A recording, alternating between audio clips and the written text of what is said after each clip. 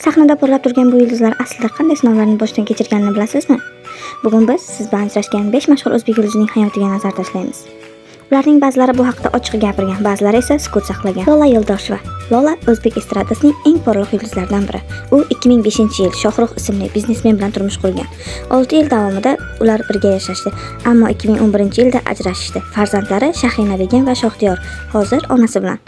Shahzoda, ya'ni Zilola Musayeva. Shahzoda o'zining sahnadagi porlashi bilan tanilgan. U Tarona Records asoschisi Ravshan Yo'ldoshev, ya'ni Lola Yo'ldoshevaning otasi bilan turmush qurgan. Ular o'rtasidagi ajralish jamoatchilikka ko'p oshkor qilinmagan bo'lsa-da, bir nafar qizi Milana bor va u onasi bilan yashaydi. Rayhon G'aniyeva.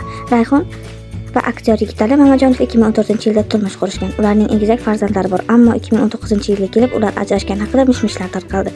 Ko'p o'tmay ular ijtimoiy tarmoqlarda bir-birlariga qarshi postlar yozishdi. Ulug'bek Rahmatullayev. Romantik qo'shiqlari bilan tanilgan Ulug'bek Rahmatullayev ham shaxsiy hayotda sinovlardan o'tgan. U bir necha yil oldin ajrashganini ochiq e'lon qilgan. Hozirda o'g'il bilan birga yashaydi. Ziyoda Qobilova. Ziyoda sahnadagi nozik va sokin obraz. U turmushga chiqqan, lekin eriga oid hech qanday ma'lumot yo'q. 2020-yillarda ajrashgan. Hozirda sahnaga kam chiqadi va farzandi bilan vaqt o'tkazmoqda. Bu yulduzlar sahnada jilvalansada, shaxsiy hayotda ko'pchilik bilmagan og'ir sinovlarni boshdan o'tkazishgan. Sizningcha eng qiyin ajrashuv qaysi biri edi? Kommentariyada yozing va kanalga obuna bo'lishni unutmang.